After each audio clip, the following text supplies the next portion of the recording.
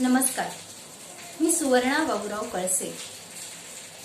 जगज्योती क्रांतीसूर्य महात्मा बसवेश्वर यांच्या 891व्या जयंतीनिमित्त त्यांना नमन.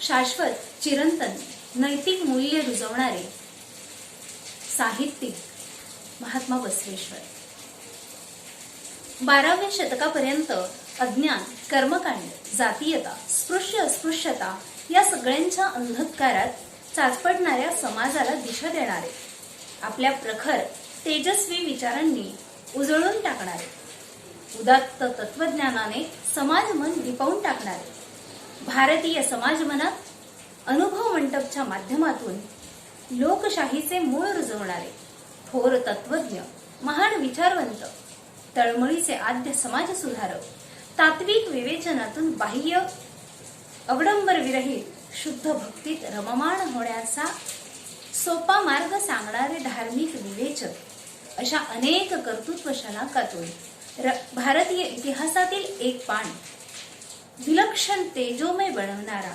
क्रांतीसूर्य जगज्योती महात्मा बसवेश्वर यांचा जन्म म्हणजे समाज सुधारणेचा, भारतीय तत्वज्ञानाचा सुंदर अरुणोदयच होय. महात्मा बसवेश्वरांच्या कार्याचा, विचारांचा, वचनांचा अभ्यास करणे हा एक अतिशय व्यापक विषय आहे. कारण त्यांचा एक एक विचार इतका उदात्त, सखोल, व्यापक, विलक्षण आहे की आपल्यासारख्या अल्पमते काजव्याने सूर्याच्या ऊर्जेचा अंदाज लावण्यासारखं होईल. अगदीच ढोबळमानाने बसवेश्वरांच्या कार्याचे वर्गीकरण करायचे झाल्यास ते असे करता येईल: सामाजिक, आर्थिक, धार्मिक, शैक्षणिक, साहित्यिक, नैतिक, वैचारिक, वैश्विक, प्रापंचिक इत्यादी. त्यांच्या विचारांचा आवाका पाहता एकच उपमा द्यावीशी वाटते. जशा असंख्य तेजस्वी शलाकांनी प्रखर तेजस्वी सूर्य तळपतो, तसे या सर्व व्यापक उदात्त कार्याने, विचारांनी महात्मा बसवेश्वर नावाचा ओजस्वी सूर्य स्थळ काळाच्या सीमारेषा ओलांडून शतकानुशतकोत्तर 7 समुद्रापारही तळपतोच आहे. याचं एक अभिमानास्पद उदाहरण द्यायचं झालं तर असं देता येईल की ज्या इंग्रजांनी भारतावर 150 वर्ष राज्य केलं, त्या इंग्लंडच्या लंडन शहरातील थेम्स नदीच्या काठी महात्मा बसवेश्वरांचा पुतळा उभारला गेला आहे. कर्नाटक राज्यातील विजापूर जिल्ह्यातील बागेवाडी या गावी 1131 साली अक्षय तृतीया या दिवशी मादिराज व मादलांबिका या दाम्पत्याच्या पोटी बसवेश्वरांचा जन्म झाला. देवराज व अक्कनागम्मा ही त्यांची 2 भावंड होती. वयाच्या 8व्या वर्षी त्यांची मुंज करण्याचे योजले होते. बाळाचे पाय पाळण्यातच दिसतात या उक्तीप्रमाणेच त्यांनी या सर्व अवडंबराला, या एकंदरीत ह्या मुंजेच्या कार्यक्रमाला त्यांनी विरोध केला आणि ज्ञानप्राप्तीसाठी ते निघून गेले. पुढे ते कर्मकांडात बुडालेल्या समाजाला अतिशय परखड सवाल करतात. जो धर्म, ज्या चालीरीती लोकांना मानसिक आणि सांस्कृतिक गुलाम करण्याचे षडयंत्र रचतात, अशा परंपरा काय कामाच्या? अर्थात असा खडा सवाल करण्यासाठी, प्रवाहाच्या विरुद्ध पोहण्यासाठी कमालीचे धारिष्ट्य लागते. निशंकपणे बसवेश्वरांकडे ते होते. म्हणूनच त्यांना आद्य क्रांतिकारक, आद्य समाज सुधारक असे म्हणणे अतिशयोक्ती ठरणार नाही. खरं तर आज 21व्या शतकातही अगदी ठामपणे आणि स्पष्टपणे धर्मभोळ्या आणि कर्मकांडाच्या भीतीखाली दबलेल्या लोकांना जे विचार सहनही होणार नाहीत, जे विचार झेपणारही नाहीत, ते विचार अगदी ठामपणे आणि स्पष्टपणे महात्मा बसवेश्वर मांडतात. केवळ विचार मांडून ते थांबले नाहीत, तर आचारही विचारांप्रमाणे त्यांनी अगदी बदलून टाकले. पूजापाठ, विधी, परंपरा, कर्मकांड, सोवळे ओवळे या बाह्य अवडंबरांचा कडाडून विरोध करताना महात्मा बसवेश्वर आपल्या वचनातून असे म्हणतात, दुग्ध ते उच्छिष्ट तथा वासराचे, दुग्ध ते उच्छिष्ट तथा वासराचे, पाणी ते मत्स्याचे उच्छिष्टची, पुष्प ते उच्छिष्ट तथा भ्रामराचे, पुष्प ते उच्छिष्ट तथा भ्रमराचे, साधन पूजेचे काय सांगा. सोळे ओळे पाळून कुणाला तरी उपाशी ठेवून देवाच्या मूर्तीचा षोडशोपचार अभिषेक करण्यासाठी आपण जे दूध वापरतो, जे दूध आपण घेतो, ते दूध शुद्ध निर्मळ आहे का? तर या प्रश्नाचं उत्तर नाही असं येईल. कारण ते दूध वासराचे उष्टे आहे. जे पाणी आपण शुद्ध आहे असं म्हणतो, नदीचे ताजे सोवळ्यात भरलेले पाणी आहे असं म्हणतो, ते पाणी तरी शुद्ध आहे का? तर याचंही उत्तर नाही असंच येईल. कारण ते पाणी माशांचं उष्ट आहे असं बसवेश्वर महाराज म्हणतात.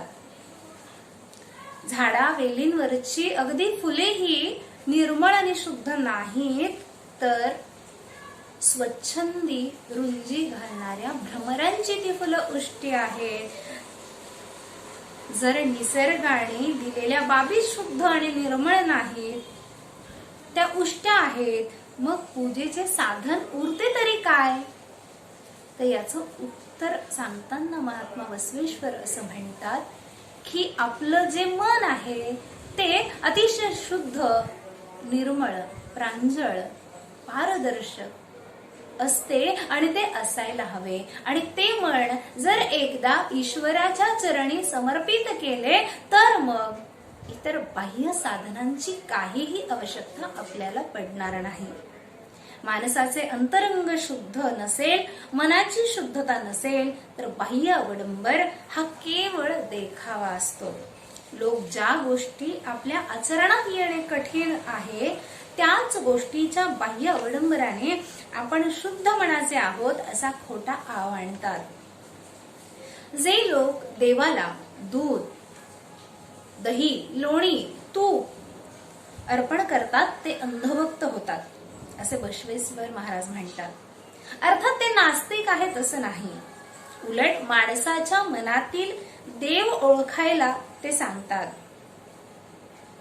एखाद्या गरीब, गरजू परंतु कष्टाळू, उपाशी व्यक्तीला ते दूध, लोणी, तूप मिळाले तर त्याच्या अंतरंगातील देव आपल्यावर नक्कीच प्रसन्न होईल असा उदात्त विचारही महात्मा बसवेश्वर व्यक्त करतात. मूर्तीपूजेचा कडाडून विरोध करून माणसाच्या अंतर्मनातील देवाचं अधिष्ठान दृढ करणारे महात्मा बसवेश्वरांचे एक वचन काहीसे परखड आणि जहालमतवादी वाटत असले तरी त्या वचनाचा मतितार्थ जर समजून घेतला तर निश्चितच काळाच्या पुढे जाणारे त्यांचे विचार होते हे लक्षात येते. आपल्या एका वचनात ते असं म्हणतात, अर्थात कन्नड वचनाचा हा मराठी अनुवाद, दगडाचा देव देव नव्हे, दगडाचा देव देव नव्हे, मातीचा देव देव नव्हे, दगडाचा देव देव नव्हे, मातीचा देव देव नव्हे, वृक्ष देव देव नव्हे, सेतुबंध रामेश्वर आणि इतर क्षेत्राचा देव देव नव्हे. देव तुमच्या अंतर्यामी, देव तुमच्या अंतर्यामी हे कुडल संगम देवा.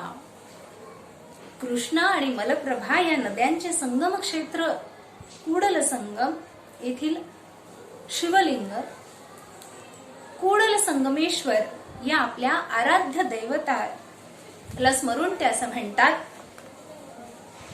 दगडाच्या, मातीच्या, लाकडाच्या मूर्तीत देव नाही, तर जिवंत चालत्या बोलत्या माणसाच्या मनात देव आहे. काही ठराविक क्षेत्रेच देव भेटतो असे नाही, तर यत्र तत्र सर्वत्र देव आहे. इकडे तिकडे देव शोधण्यापेक्षा स्वतःच्या अंतर्मनात डोकावून पहा. आपल्या मनातल्या देवाला माणसाला शोधता आलं पाहिजे. कारण माणसाला स्वतःचे अंतरंग समजले तरच त्याला दुसऱ्यांचे अंतरंग समजून घेता येईल. ज्याप्रमाणे जी व्यक्ती स्वतःवर प्रेम करू शकते तीच व्यक्ती इतरांवर प्रेम करू शकते. त्याचप्रमाणे ज्या व्यक्तीला आपले मन समजले की आपले मन समजून घेता येते, आपल्या मनातील चांगुलपणा टिकवून ठेवता येतो, स्वतःशी प्रामाणिक राहता येतं, तीच व्यक्ती इतरांचे मन समजून घेऊ शकेल, इतरांचा चांगुलपणा पाहू शकेल, इतरांशी चांगले वागू शकेल आणि इतरांशी किंबहुना सर्वांशीच प्रामाणिक तो राहील, सगळ्यांशीच तो चांगला वागू शकेल, चांगलं राहू शकेल. महात्मा बसवेश्वर असं म्हणतात, खरं तर देव सर्वत्र आहे. विश्वातील अणुरेणूत देव सामावलेला आहे. जळी स्थळी काष्ठी पाषाणी देव आहे. इतकेच काय, देवाचे अस्तित्व नाही अशी एकही जागा, एकही ठिकाण या विश्वात नाही. पण माणसाच्या मनातील देव मात्र सर्वश्रेष्ठ आहे. त्या मनातील वेदना जाणून घेणे, समजून घेणे सर्वश्रेष्ठ कार्य आहे. हा विचार स्पष्ट करणार एक अतिशय सुंदर कन्नड वचन त्यांचं असं आहे. ವೇದವನ್ನು ಓದಿದವರು ದೊಡ್ಡವರ ಆಗುವುದಿಲ್ಲ. ವೇದವನ್ನು ಓದಿದವರು ದೊಡ್ಡವರ ಆಗುವುದಿಲ್ಲ. ಜನರ ವೇದನೆಯನ್ನು ಅರಿತವರು ದೊಡ್ಡವರ ಆಗುತ್ತಾರೆ. ಜನರ ವೇದನೆಯನ್ನು ಅರಿತವರು ದೊಡ್ಡವರ आगुतावरे. याचा अर्थ असा होतो, वेद वाचता येणे किंवा वेदांचे पठन करणे, वेदांचा अभ्यास करणे यात काहीही वेगळेपणा किंवा श्रेष्ठत्व नाही. परंतु लोकांच्या मनातील वेदना जाणून घेणे, त्या समजून घेणे, त्या वेदनेवर हळूवार फुंकर घालणे नेहमीच श्रेष्ठ आहे. एकांताकडून लोकांताकडे नेणारा हा विचार खरंच वैश्विक ठरतो. शाश्वत चिरंतन संस्कार मूल्यांचा पुरस्कार करताना महात्मा बसवेश्वर असं म्हणतात, सन्मान ದೊಡ್ಡದಲ್ಲ ಸಂಸ್ಕಾರ ದೊಡ್ಡದು. ಹಣ ದೊಡ್ಡದಿಲ್ಲ गुण ದೊಡ್ಡದು. याचा अर्थ असा होतो, व्यक्तीला मिळणारा मानसन्मान त्याची प्रतिष्ठा मोठी नाही. व्यक्तीला मिळणारा मानसन्मान किंवा त्याची प्रतिष्ठा मोठी नाही, तर त्याच्यातील संस्कार मोठे ठरतात, ते महत्वाचे ठरतात. माणसाचा मोठेपणा महत्वाचा नाही, तर त्याच्यातील लीनता, त्याच्यातली नम्रता मोठी असते. अगदी त्याचप्रमाणे धनदौलत, पैसा, संपत्ती हे मौल्यवान नाही, तर व्यक्तीच्या अंगी असलेले गुण महत्वाचे असतात. इतके सुंदर तात्विक विवेचन महात्मा बसवेश्वरांनी आपल्या वचन साहित्याच्या माध्यमातून केलेले आहे. महात्मा बसवण्णांनी उच्च विचार, तत्वज्ञान अगदी सोप्या भाषेत सांगितले. संसारी माणसाच्या जगण्याचे जीवन तत्वज्ञान त्यांनी सांगितले. समाज मनात नैतिकतेची रुजवण करताना माणसाचे आचार, विचार, भाषण, संभाषण कसे असावे याविषयीचे विवेचन करताना आपल्या दैनंदिन जीवनातील उपमा, दृष्टांताचा वापर करून एक सुंदर वचन त्यांनी कन्नड साहित्यात सांगितलेलं आहे. आणि ते वचन असं आहे, ನುಡಿದರೆ ಮುತ್ತಿನ ಹಾರದಂತಿರಬೇಕು. ನುಡಿದರೆ ಮುತ್ತಿನ ಹಾರದಂತಿರಬೇಕು. ನುಡಿದರೆ ಮಾಣಿಕ್ಯದ ದೀಪ್ತಿಯಂತಿರಬೇಕು. ನುಡಿದರೆ ಮಾಣಿಕ್ಯದ ದೀಪ್ತಿಯಂತಿರಬೇಕು. ನುಡಿದರೆ ಸ್ಫಟಿಕದ ಶಲಕೆಯಂತಿರಬೇಕು. ನುಡಿದರೆ ಲಿಂಗ ಮಚ್ಚಿಯ ಹೌದೆನ್ನಬೇಕು. ನಡೆಯದಿದರೆ ಕೂಡಲ ಸಂಗಮ ದೇವನೇ तोलिवनय्या. या वचनाचा अर्थ असा होतो, बोलाल तर असे बोला की मोत्यांच्या सुंदर माळेप्रमाणे तुमचे शब्द ओघळावे. अर्थातच ते शब्द सत्य असावेत, कारण सत्य हेच शिव असते.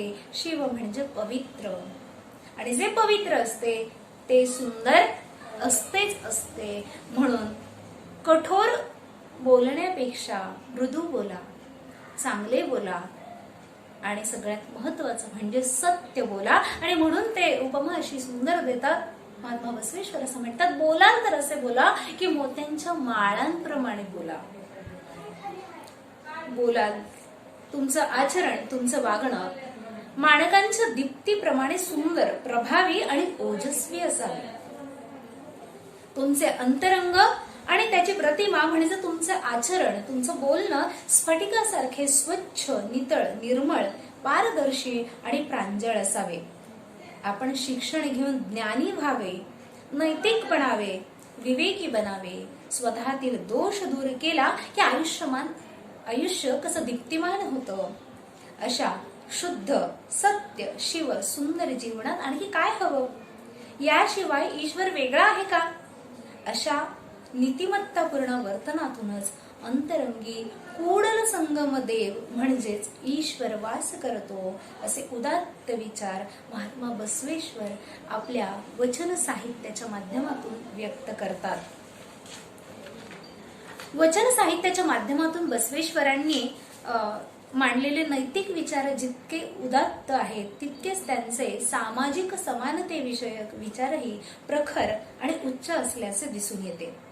ज्याप्रमाणे त्यांनी कर्मकांडाचा कडाडून विरोध केला, त्याचप्रमाणे सामाजिक भेदाभेद, स्पृश्यता या संकल्पनेचा, या रूढी प्रथांचाही अगदी कडाडून त्यांनी विरोध केला. एवढंच नाही तर परिवर्तनाची सुरुवात त्यांनी स्वतःपासूनच केली आणि तत्कालीन समाजात ज्यांना अस्पृश्य मानलं जात होतं, अगदी त्यांना बसवेश्वरांनी जवळ केलं आणि हीच त्यांच्या सामाजिक कार्याची खरी सुरुवात होती असं म्हणावं लागेल. महात्मा बसवेश्वरांनी मांडलेली कायकवे कैलास ही आणखी एक महत्वपूर्ण संकल्पना. खरं तर ही संकल्पना अतिशय व्यापक, दूरदृष्टीची आहे.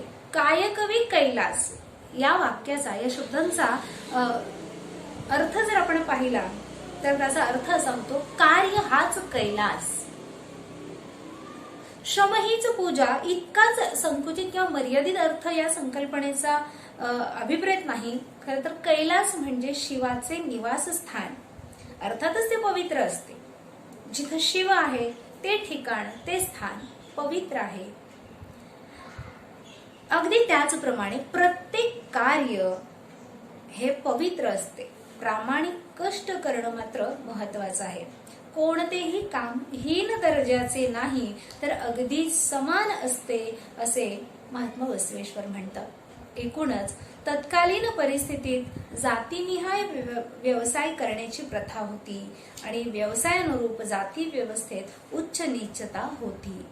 महात्मा बसवेश्वर असं म्हणतात, कोणतेच काम हीन नाही, त्यामुळं कोणतीच व्यक्ती किंवा कोणतीच जात हीन नाही. एवढेच नाही तर कुणालाही जातीनुसारच व्यवसाय केला पाहिजे याचं बंधन असू नये, तर प्रत्येकाला व्यवसाय स्वातंत्र्य असायला हवं. पहा, 12व्या शतकात व्यवसाय स्वातंत्र्याची संकल्पना मांडणारे महात्मा बसवेश्वर दूरदृष्टीचे विचारवंत आणि समाज सुधारकाबरोबरच अर्थतज्ञ ठरतात. जातीनिहाय श्रेष्ठत्व कनिष्ठत्व ठरवणाऱ्या प्रथेवर प्रहार करताना ते असं म्हणतात, चांभार उत्तम तो दुर्वास, काश्यप लोहार, कौंडिन्य तो नावी, तिन्ही लोकी बरवी प्रसिद्धी ती. जातीची श्रेष्ठत्व हाची वेडाचार. पहा, तत्कालीन समाजात हीन समजल्या जाणाऱ्या जाती जमाती जसे ढोर, चांभार, मांग, मातंग अशा सर्वांना बरोबर घेऊन बसवांना चालत असत.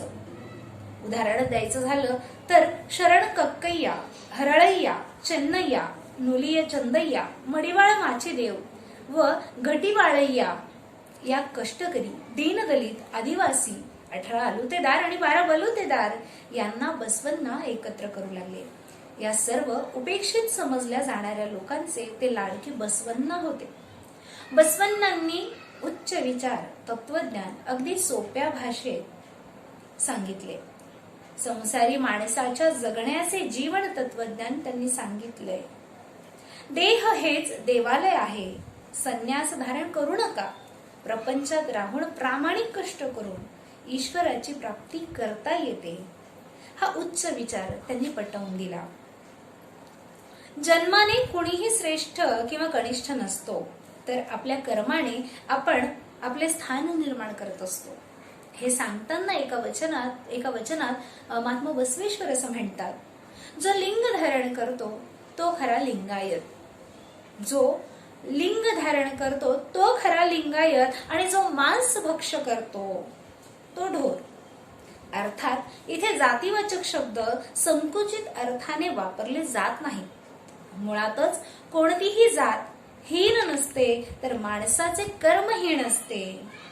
मूक प्राण्यांचा बळी देणे, मांस खाणे, अभक्ष भक्ष करणे, अपेय पेयपान करणे, अकृत्य कृत्य करणे, ही सगळी हीन कर्मेच नाहीत का? बसवेश्वरांनी दासोह हे आणखीन एक संकल्पना मांडली. खरं तर दासोह या शब्दाचा शब्दशः अर्थ लक्षात घेतला तर मोफत अन्नछत्र असा अर्थ होतो. पण बसवेश्वरांनी कोणत्याच बाबतीत कुठल्या शब्दाच्या संदर्भात संकुचित विचार ठेवलेला नाही. अन्नछत्रे उघडून लोकांना ऐतखाऊ त्यांनी बनवलं नाही, परंतु प्रत्येकाने आपल्या क्षमतेनुसार काम केलंच पाहिजे हा त्यांचाही विचार होता. परंतु जे प्रवासी आहेत, जे स्थलांतरित आहेत, ज्यांना जे कार्य करण्यास दुर्बल आहेत, असे लोक मात्र उपाशी राहू नयेत यासाठी गावोगावी त्यांनी दासोह सुरू केले. थोडक्यात दासोह म्हणजे अहोरात्र चालणारा क्षुधा शांतीचा यज्ञच होय. माणसाला केवळ खाण्याचीच भूक असते असं बसवेश्वरांना वाटत नाही, तर वैचारिक भूक भागवण्याची विचार मंथनाची सोयही त्यांनी केली होती. अनुभव मंडप. अनुभव मंडप ही बसवेश्वरांची एकमेव अद्वितीय आणि अतिशय प्रगल्भ रचना होती. भारतीय लोकशाहीचे जे आज आपण यशस्वी रूप पाहतो, त्या लोकशाहीचा, त्या सामाजिक लोकशाहीचा भक्कम पाया बसवेश्वरांनी 12व्या शतकात अनुभव मंडपच्या माध्यमातून रुजवलेला होता. विविध विषयांवरील वैचारिक मंथनातून प्रगल्भ वैचारिक देवाणघेवाण करण्याचं स्थान म्हणजे अनुभव मंडप होय. व्यक्तीच्या दैनंदिन जीवनातील समस्या, अडीअडचणी, अनुभव, त्यातून निर्माण होणारे प्रश्न आणि चर्चेतून मिळणारी समर्पक उत्तरं, असे एकंदरीत अनुभव मंडपचे स्वरूप होते. सगळ्यात महत्वाचं म्हणजे अनुभव मंडप येथे समाजातील सर्व स्तरातील सर्व लोकांचा समान सहभाग असायचा. मुळातच हे सामाजिक स्तर बसवण्णांना मान्यच नव्हते. खरं तर अगदी विशेषत्वाने सांगायचं झालं तर स्त्रियांनाही या अनुभव मंडपात आपले विचार व्यक्त करण्याचे, चर्चा करण्याचे, ज्ञान मिळवण्याचे पूर्ण स्वातंत्र्य होते. कोणताही ठराविक विषय अनुभव मंडपात मर्यादित नव्हता, तर सामाजिक, आर्थिक, धार्मिक, साहित्यिक, प्रापंचिक, नैतिक, वैचारिक अशा प्रत्येक विषयावर वैचारिक मंथन त्या ठिकाणी होत असे आणि अर्थातच त्यातून शुद्ध, सात्विक, प्रगल्भ नवनीत सर्वांच्याच हाती येईल. एकूणच थोडक्यात महात्मा बसवेश्वरांचे शाश्वत, चिरंतन, नैतिकता रुजवणारे, प्रगल्भ समाजमन घडवणारे, संस्कारक्षम वचन साहित्य हा स्वतंत्र आणि दीर्घ अभ्यासाचा विषय आहे.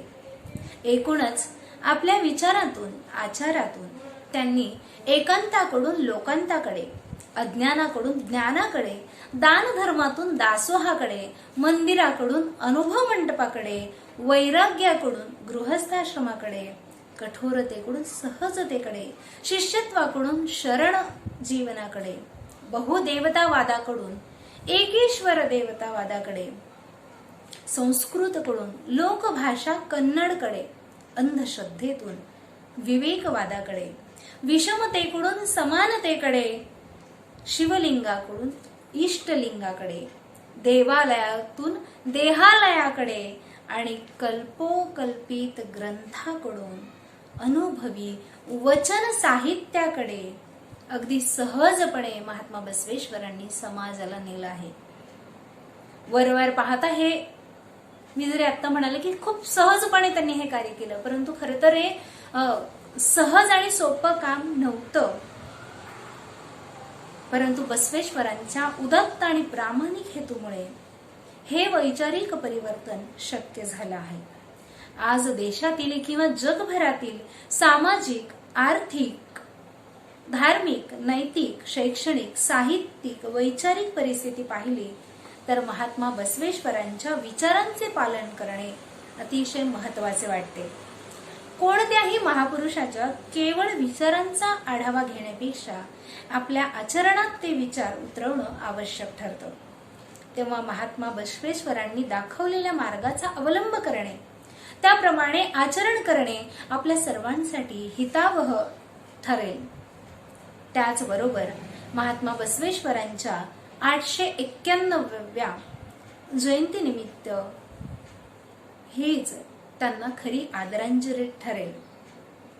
त्यांना आदरांजली अर्पण करण्यापेक्षाही मला असं वाटतं महात्मा बसवेश्वरांच्या संकल्पनेतील समाज रचनेची, आर्थिक धोरणाची, नैतिक आचरणाची समाजाला आज खऱ्या अर्थाने आवश्यकता आहे.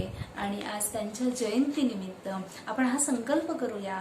त्यांनी सांगितलेले हे जे काही सामाजिक समतेचे ज्ञान मिळवण्याचे हे काही दिशादर्शक मुद्दे आहेत ते आपण निश्चितच आत्मसात करायला हवे. धन्यवाद.